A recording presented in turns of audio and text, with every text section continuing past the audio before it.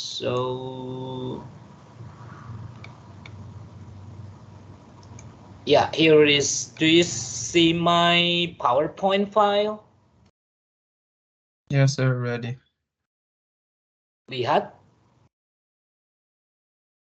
Yes, sir. Ada respon atau saya nggak mendengarkan. Can you see my PowerPoint file on your monitor?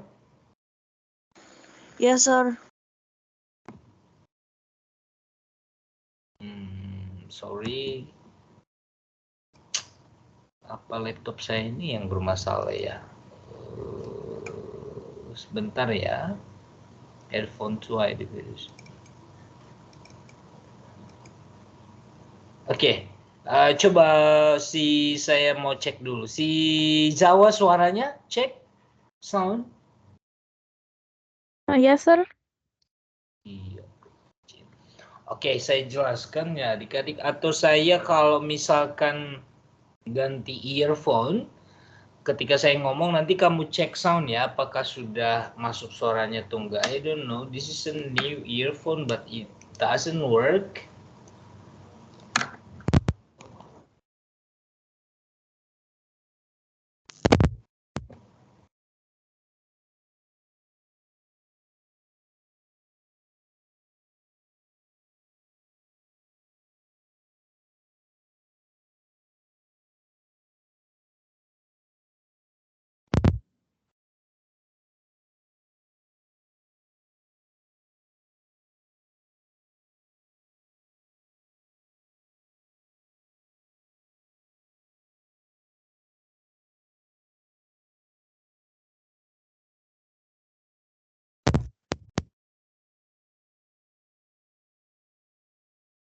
Cek.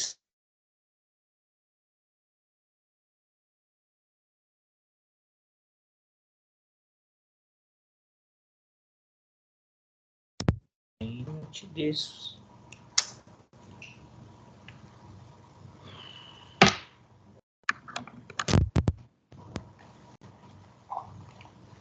And now, can you listen to my voice?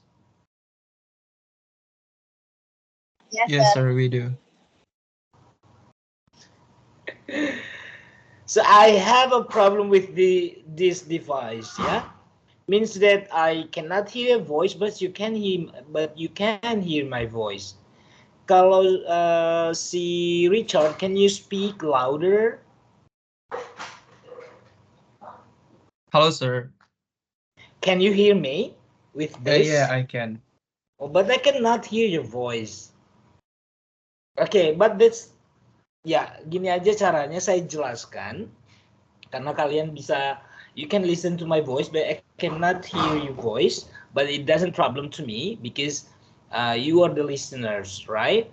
Jadi saya jelaskan sedikit. Let me go on to my PowerPoint. Okay, can you see my PowerPoint now?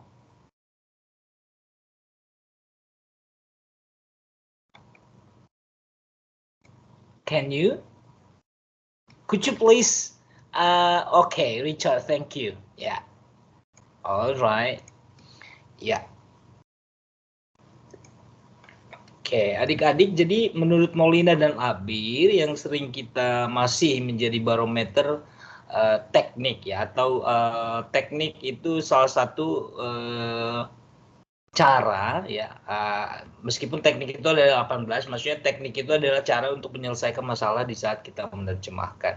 So according to Molina and Albir dalam buku mereka itu atau penelitian mereka, jadi teknik penerjemahan ini digunakan untuk apa katanya? Untuk membedakan teknik itu dari metode gitu ya. Kalau metode itu kan tahapan. Kalau teknik itu cara untuk kalau kita punya 10 masalah, mungkin kita punya 10 cara untuk menyelesaikan masalah tersebut. Nah, kalau metode kan itu step by step ya.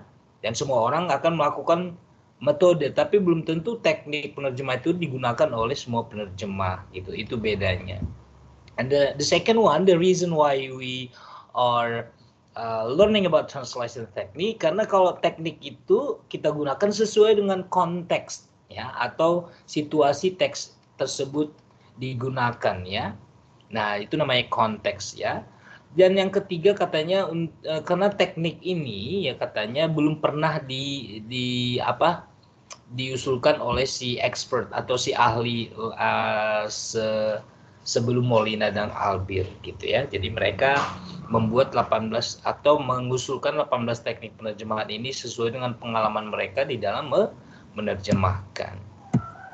Nah, yang pertama itu it is called adaptation. In bahasa Indonesia we call it adaptasi. Namanya adaptasi karena kalau budaya A dan budaya B berbeda, tapi misalkan ada budaya yang memang budayanya berbeda tapi apa namanya? Aktivitasnya sama, cuma namanya yang berbeda gitu ya. Nah, adat istiadat itu kan setiap daerah berbeda-beda. Nah, bagaimana menerjemahkan kata-kata budaya? Nah, kita menggunakan adaptasi. Kalau budayanya itu ada sama persis, ya atau mirip-mirip dengan budaya si A misalkan, budayanya misalkan budaya itu kan termasuk olahraga, makanan, pakaian gitu ya. Contohnya permainan baseball ya.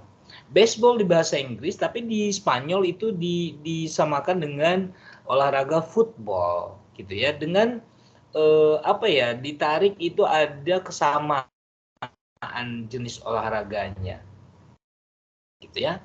Nah, kalau di dalam bahasa Inggris apa namanya ya, peribahasa don't cry over the split milk itu ada pepatah yang sama di bahasa Indonesia gitu ya. Jadi pepatah yang sama itu di bahasa Indonesia, nasi sudah menjadi bubur, sama maknanya. Tapi cuman kata-katanya apa namanya ya, itunya yang beda gitu loh. Kalau diterjemahkan don't cry over the spilled milk, kalau kita terjemahkan secara literal kan enggak. Artinya itu kan jangan menangisi susu yang tumpah. Ya, tapi ada padanan ya. Instead of we translate into the same literally ya, kita punya padanan budaya yang sama. Budaya yang sama maksudnya ini karena ini adalah pepatah, meaningnya juga sama. Di bahasa Indonesia juga ada pepatah yang meaningnya sama. Jadi nasi sudah bubur. Nah, itu namanya adaptasi ya teman-teman. Oke, and second one we call it amplification. Amplifikasi di sini artinya amplify, menambah. Ya. Oke, jadi kalau amplification ini secara singkat perbedaannya dengan reduction. Reduction itu kan mengurangi. Ya misalkan tadinya kalimat menjadi klausa misalkan, atau tadinya 10 kata menjadi 5 kata. Jadi ada yang dikurangi. Jadi kalau amplifikasi malah ditambah. Nah, itu bedanya ya. Jadi kita perbandingannya amplification between amplification and reduction. Jadi amplifikasi adalah teknik penerjemahan dengan menambah sedikit informasi di bahasa selaras, but it doesn't distort the meaning, tapi tidak mengubah pesan dari bahasa sumber. For example, in Muslim we call it Ramadan, ya. Nah, tulisannya seperti ini in Arabic, ya. Tapi di dalam bahasa Inggris diterjemahkan Ramadan. Nah, ada tambahannya. Ini kan di kata ini yang tulisan Sanskerta inilah kita bilang ya, ini memang bunyinya Ramadan. Tapi ada penambahan di dalam bahasa Inggris dengan penambahan ada bukan saya bilang keterangan tapi bisa dibilang compliment ya. The Muslim month of fasting gitu ya, bulan puasa orang-orang Muslim. Oke, the second example, nasi pecel ini enak sekali. That's in English. We translate into bahasa Inggris. The Indonesian food, pecel rice, is very delicious. Nah, ada penambahan di sini Indonesian food. Ya. Jadi ada keterangan tambahan, artinya pecel rice ini adalah makanan dari Indonesia. Itu bukan dari orang Spanyol atau dari Prancis, but this is Indonesian food called pecel rice. Nah, jadi ada penambahan, that's called amplification. Yang ketiga disebut dengan borrowing, ini gampang banget namanya borrow, tapi borrow ada dua adik-adik, ada pure. Kalau pure borrow artinya hurufnya semua sama, kita ambil semuanya. Bunyinya juga sama, kita ambil bunyinya. Nah, jadi contohnya lobby, kita terjemahkan juga in English lobby, in Spain juga lobby, gitu ya. dengan morph yang sama, huruf yang sama, dan bunyi yang sama. Ya, nah bedakan dengan naturalized borrowing. Kalau naturalized dipinjam ada yang masih sama, ya tulisannya mungkin ada beberapa huruf yang sama, tapi ada yang berkurang atau disesuaikan dengan bunyi bahasa sasaran. Contohnya kalau kita personification from English kita terjemahkan personifikasi karena kita tidak mengenal akhiran sien gitu ya, kita mengenal akhiran si. So translation is translated into personification is translated into personifikasi. Ya, kata personnya kan masih sama. Akhirannya yang berbeda. So that's called naturalized. Dinaturalisasi artinya kita menyesuaikannya dengan bunyi ya bahasa sasaran. Kalau pure itu sama sekali tidak ada perubahan, no change ya. Okay, so we go on to the technique number 4 disebut dengan calc. Nah, di sini kalian harus membandingkan antara calc dan borrowing. Nah, kalau borrowing it's only one word gitu ya, tapi calc itu ada 2. Nah, calc ini ya mirip dengan teknik borrowing. Persamaannya adalah teknik calc dan borrowing sama-sama menerjemahkan kata dengan cara menerjemahkan unsur leksikal dan struktural. Tapi ada perubahan. Saya bilang tadi kalau borrow itu one word, we focus only one word. But calc is a phrase, lebih dari satu kata. Nah, persamaannya kita tetap meminjam, tapi ada perubahan struktur. Nah, contohnya école normale di bahasa Prancis diterjemahkan normal school. Here we see ya the structure is change. Di sini école ini ada di depan, sedangkan school di sini di bahasa Inggris schoolnya di belakang gitu. Jadi normale kalau di bahasa Prancis école normale, kalau di bahasa Inggris normal school. Jadi sama dengan beautiful girl diterjemahkan ke bahasa Indonesia gadis yang cantik. Tapi ini kalau yang tadi kan bukan calc karena sudah beda banget. Ya, kalau ini ada masih borrow-nya. Lihat, école itu kan diterjemahkan memang beda ya school. Tapi ini normale normal gitu ya. Nah, ada borrow-nya di sini. Ya, masih ada morph yang sama. Nah, kalau di bahasa Inggris itu kan jarang banget diakhiri dengan huruf e, sedangkan Prancis biasa. Karena mereka ada maskula dan feminanya ya. Kalau di bahasa Inggris she dan he, tapi kalau di bahasa Prancis lebih ke majority ya. Kalau di maskula dan feminin itu biasanya berakhir dengan e gitu ya.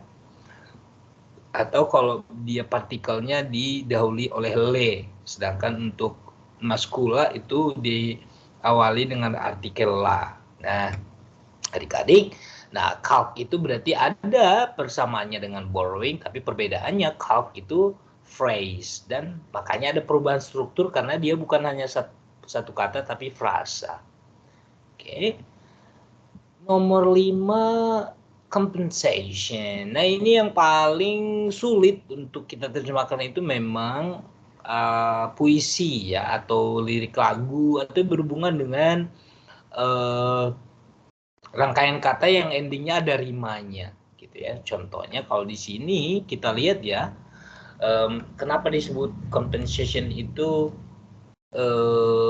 teknik yang mempertahankan bentuk seni ya. Contohnya, if there is a place you gotta go, I'm the one you need to know ya. Berakhiran dengan bunyi o. But in bahasa Indonesia kita mempertahankan meskipun di sini o, tapi di sini kan sama rhyme-nya, tempat, tepat gitu ya. Jadi nggak harus o. Jadi tetap dia a.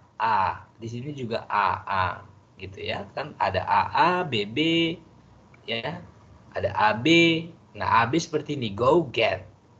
Oh, bad gitu ya. Kalau misalkan if there's a place you gotta go, if there is a place you gotta get, gitu. Misalkan di sini A, B.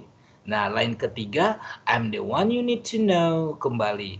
Berarti A, B, gitu. Gitu caranya ya. Kalau ini A, B, B. Jadi dipertahankan stilistikanya atau keindahannya. Oke, jadi kompensasi memang is used when we translate literary works, especially for the poem. Gitu. Ya, khususnya untuk menerjemahkan puisi. So that's called compensation. Nomor 6 kita lanjut dengan description. Nah, description agak sama dengan tadi amplification, cuman description di sini dia tidak tidak menerjemahkan kata tersebut kembali. Kalau tadi yang pertama tadi amplification, dia menerjemahkan kata tersebut kayak tadi pecel, ada pecel, tapi di sini nggak, lihat nih, panettone langsung diterjemahkan the traditional Italian cake eaten on New Year's Eve. Tidak ada di sini di bahasa Inggrisnya panettone. Contohnya lemper, langsung diterjemahkan sticky roll rice. Itu description, langsung dijelaskan saja ciri-cirinya. Ciri-ciri itu kan biasanya bentuk, warna, ya. Nah, jadi itu bedanya description dengan amplification. We go on to number 7, discursive creation. Nah, discursive creation juga digunakan untuk menerjemahkan sebuah judul karya, biasanya karya sastra, dengan judul pandang yang berbeda. Jadi kita kadang-kadang kita melihat iklannya, kok jauh banget ya terjemahannya dari judul aslinya ya, gitu, judul film aslinya ya, atau novel ini kok beda banget dengan novel aslinya. Misalkan terjemahannya di bahasa Indonesia, kamu kok novel bahasa Inggris judulnya nggak begini deh, gitu. Nah, itu namanya discursive creation. Artinya gini, teknik descriptive creation atau teknik penerjemahan tidak terlalu memperdulikan pengalihan bahasa secara rinci. Jadi kita tidak memperdulikan itu gramatikalnya. Artinya teknik descriptive creation cenderung menerjemahkan sebuah kalimat berdasarkan sudut pandang yang lain. Contohnya rumble fish, ya, diterjemahkan la ley de la calle, itu bahasa Spain ya, Spanyol. Nah, jadi ada perubahan sudut pandang. Nah, dari sini kita melihat bahwasanya di sini lebih fokusnya gini, kalau kita lihat di kalimat di contoh kedua, husband for a year, kalau kita terjemahkan suami yang hanya setahun. Artinya yang hanya setahun harusnya kan pernikahan seumur hidup, tapi ini kok hanya setahun. Nah, makanya diterjemahkan suami sementara, gitu ya. Nah, jauh banget for a year dengan sementara. Jadi kita tidak masalah gitu ya, karena ini karya sastra dan maknanya pun sama. Kalau kita tarik maknanya, bahwasanya yang harusnya suami istri itu ya for a long life gitu, yang untuk seumur hidup, tapi di sini hanya for a year. It means that ya sementara gitu ya, not permanent, tidak permanen seumur hidup, tapi only momentarily, sementara saja. Jadi sama maknanya. Jadi itu mengubah sudut pandang ya adik-adik ya. Oke. Nomor 8 kita dengan establish equivalent. Establish equivalent adalah teknik penerjemahan yang mengedepankan sisi kelaziman atau sisi kewajaran penerjemahan dalam bahasa sasaran. Contohnya gini, kalimat formal diterjemahkan non formal sesuai dengan konteks. Misalkan di bahasa sasaran, ini novelnya dibaca oleh anak-anak remaja atau anak-anak lah, under 12 years old. Nah, kalau misalkan di di bahasa sumbernya itu bahasanya formal, kita terjemahkan ke bahasa non formal. Ya, itu penerjemahannya mengedepankan sisi kelaziman atau tidak terlalu formal banget lah, gitu ya. Nah, contohnya kita langsung ke sini karena ini untuk contoh orang mahasiswa Filipina kemarin karena berada di kelas kita ya. Jadi saya ambil perbandingan Inggris dan Spain karena mereka memang di Filipina sendiri kata mereka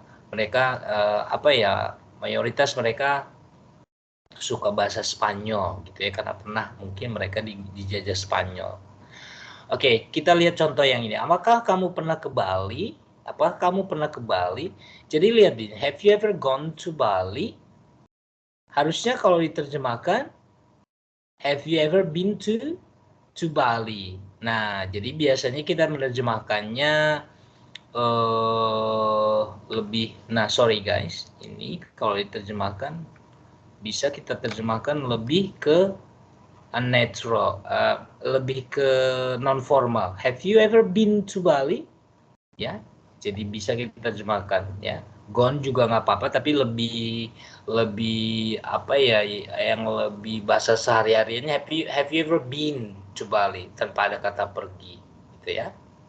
Oke. Contoh yang kedua nih, biar kalian lebih paham lagi, establish equivalent ya. Artinya my mouth gets watered every time I see burgers. Kalau kita terjemahkan secara literal kan artinya kan begini, mulut saya kebasahan setiap kali saya melihat burgers. Nah, diterjemahkan secara informal. Saya selalu ngiler. Ngiler ini kan bahasa Indonesia yang informal. Ya, jadi itu namanya establish equivalent. Kita punya kata formal, tapi kita menggantinya dengan equivalent, artinya sama-sama meaningnya. Ya, artinya berair sama ngiler kan sama ya. Jadi tapi kita lebih mengganti padanan katanya, established ya. Equivalent, mengganti padanan katanya dengan kata yang lebih non formal. Oke, kita lanjut dengan generalization, namanya juga general, diterjemahkan secara umum. Nanti perbedaannya general dan particularization ini ya jelas ya. Kalau particularization artinya dari dari umum ke khusus, sedangkan general dari khusus ke umum. For example, adik-adik, it takes 2 hours for us to get to the city by car, train. Di sini dia spesifik loh, car or train. Tapi diterjemahkan hanya kendaraan laut. Means that, ya, so from specific vehicles, we translate into general vehicle. Karena kendaraan darat itu kan banyak banget, ya. It's not only car. We can say bicycle, we can say train, van, okay, motorcycle. Nah, tapi di sini diterjemahkan kendaraan darat saja instead of car or train. Jadi kita lebih ke menerjemahkannya lebih ke umum.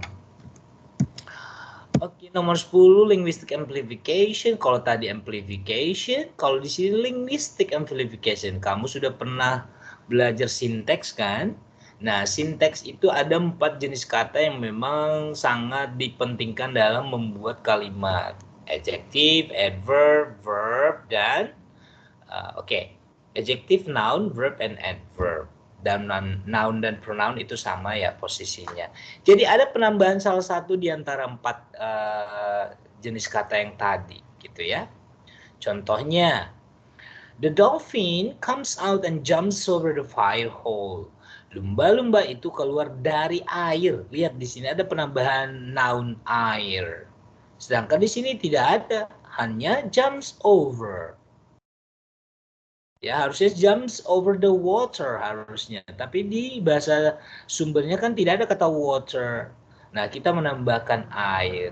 Ya, jadi ada penambahan di situ. Penambahan linguistiknya lebih spesifik kita membedakan tadi amplification dengan linguistic amplification. Kalau amplification itu panjang lebar. Nah, kalau linguistic amplification itu hanya menambah satu. Adjective kah, verb kah, noun kah? Iya, gitu. Biar lebih spesifik lagi kalimatnya. Ya mungkin di sini kan tidak spesifik jumps over what gitu ya, tapi di sini dijelaskan keluar dari air. Oke. Next, linguistic amplification. Kalau ini linguistic compression, ya beda banget dong. Amplification menambah, compression berarti mengurangi. Seperti yang tadi, kalau ada penambahan verb, adverb, noun, and adjective. But in linguistic compression, we tend to delete or omit ya the form of words. Jadi saya bilang tadi noun, verb, adjective, and adverb itu kan linguistic kita sebutlah linguistic head of word. Nah, sedangkan kan kalau misalkan preposition, exclamation itu kan tidak bermakna tanpa dihubungkan dengan kata lain. Sedangkan kalau untuk 4 jenis kata ini kita ucapkan satu kata aja sudah punya makna, ya. Nah, itu namanya linguistic feature. Nah, di sini ada pengurangan. Contohnya, this puppet will put a smile on their faces. Lihat di sini, their faces. Ada di sini noun, their faces. Padahal di sini tidak diterjemahkan loh wajah mereka. Gitu, itu namanya linguistic compression. Jadi hanya diterjemahkan mereka tersenyum. Gitu ya. Oke, tapi tidak mengurangi makna ya adik-adik ya. Jadi teknik ini tidak mengurangi makna ya. Tapi kita lebih memilih yang saya bilang tadi kontekstual ya, situasinya, konteksnya ya, teks tersebut dipakai di mana dan dengan siapa berbicara. Nah, teks ini dibaca oleh siapa gitu ya. Kita lebih mengedepankan sisi kenaturalannya dan sisi kewajarannya bagi si pembaca. Nomor 12 disebut dengan literal. Kalian sudah tahu literal itu berarti apa bedanya word for word dengan literal translation? Word for word itu tidak ada perubahan struktur ya. Misalkan I langsung diterjemahkan saya, I am with you diterjemahkan saya adalah dengan kamu gitu ya. Semuanya diterjemahkan. Sedangkan kalau literal saya dengan kamu ya, ada perubahan, ada disesuaikan dengan struktur bahasa sasaran. Nah, kalau literal ini adalah teknik penerjemahan harafiah. Harafiah artinya penerjemahan dilakukan dengan menggunakan teknik literal translation hanya dengan menerjemahkan kata saja. Tapi secara makna, pesan yang disampaikan bisa tidak tersampaikan. Seperti yang saya bilang, kalau kita terjemahkan bookworm kepada anak kecil, kamu bilanglah kutu buku misalkan, kok kutu buku? Dia nggak tahu, ya anak kecil belum tahu apa itu kutu buku.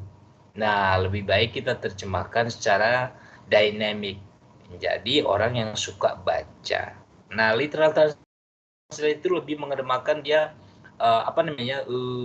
terjemahkan ya sesuai dengan kata itu aja dari kamus gitu ya, tanpa dilihat konteksnya. Itu namanya literal translation. Makanya biasanya literal translation itu kalau di dalam menerjemahkan karya sastra itu akan maknanya akan tidak tersampaikan gitu ya.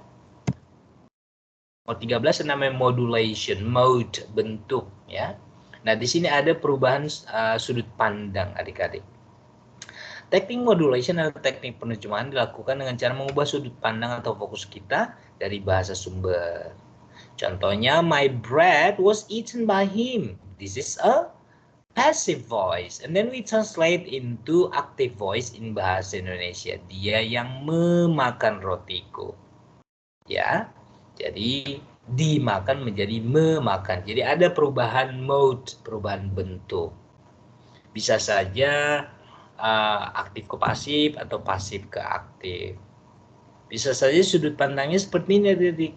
Kamu akan segera menjadi seorang ayah. Ini kan sudut pandangnya kita menitik baratkan ke ayahnya. Nah, sedangkan diterjemahkan ke bahasa Inggris itu beda banget. You are going to have a child. Nah, di sini kita fokusnya ke ayah, di sini kita fokusnya ke anaknya, tapi meaningnya sama, gitu ya. Nah, so that's called modulation. Okay, number 14, that's what called particularization. Artinya particularization, kalau tadi generalization, bedanya dengan particulation, yes, of course, it's very different. Kalau general tadi dari khusus ke umum, sedangkan particular, kebalikannya dari umum ke khusus. Nomor 15 reduction, jelas reduction bedanya dengan tadi amplification ya. Kalau reduction mengurangi, amplification ditambah. Nah, kita lihat aja contohnya kalau tadi Ramadan ada penambahannya the Muslim month of fasting. Nah, kok coba kita balik. Ramadan, the Muslim month of fasting, diterjemahkan only Ramadan. Ya, gitu ya. Sedangkan the Muslim month of fastingnya dihilangkan. That's called reduced, ya, dihilangkan. Oke. Nah, jadi kalian kalau mau membandingkan, cepat sih sebenarnya kita memahami ini kalau kita lihat perbandingannya atau persamaannya. Number 16 substitution, namanya juga substitute pengganti. Kalau di permainan bola namanya substitute player, ya. Nah, pemain pengganti. Nah, apa sih maksudnya pemain pengganti? Artinya teknik substitution adalah teknik perjemahan dengan mengganti unsur paralinguistik. Tahu dong kalau linguistik itu namanya letters, kalau paralinguistik itu tidak bisa dilihat. Ya, sama dengan isyarat atau intonasi.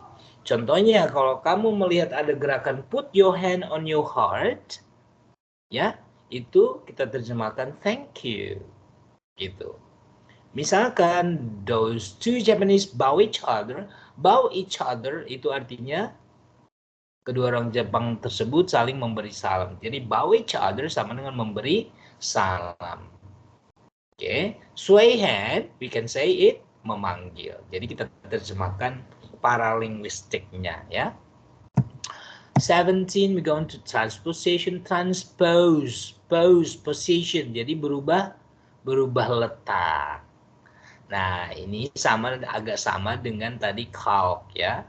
Blue book diterjemahkan buku biru. Kalau calc kan tadi kan ada di situ borrowing, sedangkan ini enggak, ya, enggak ada peminjaman, ya.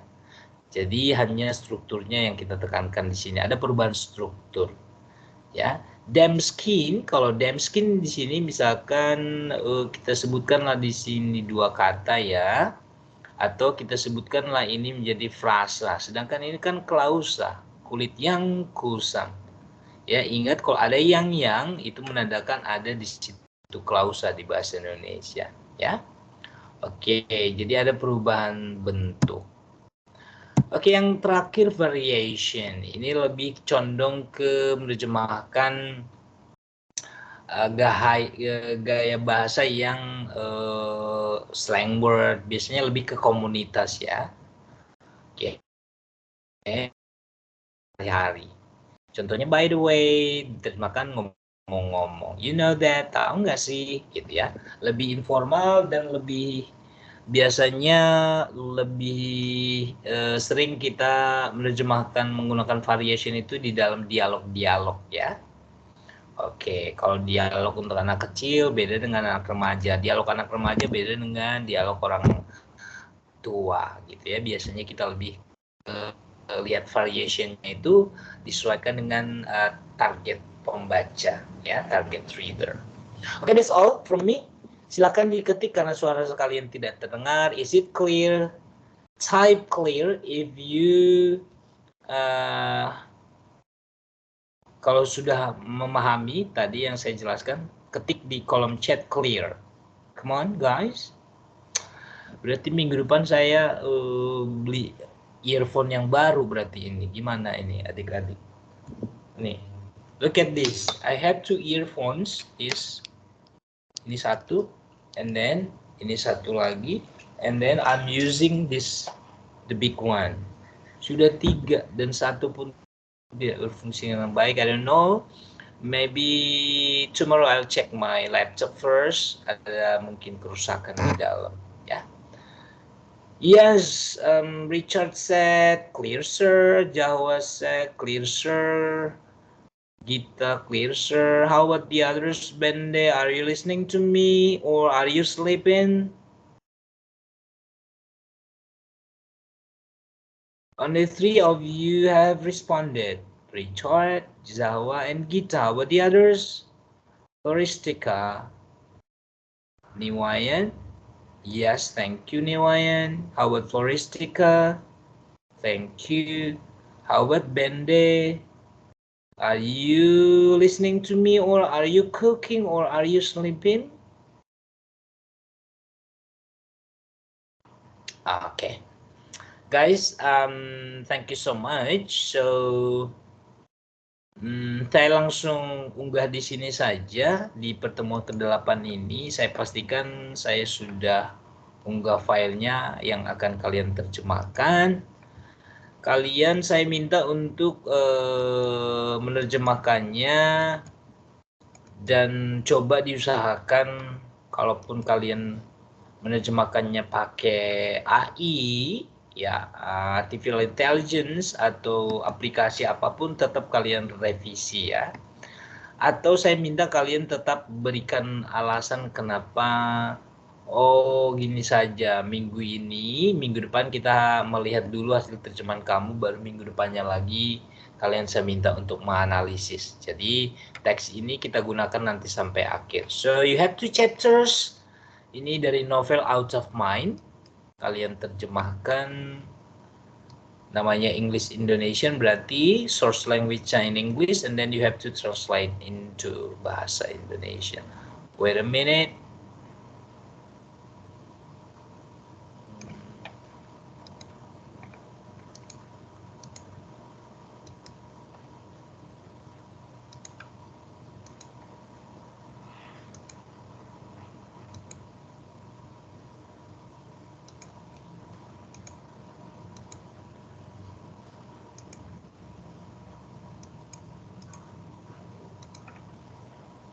Okay. Tuesday. Text. Okay, here it is. Out of mind.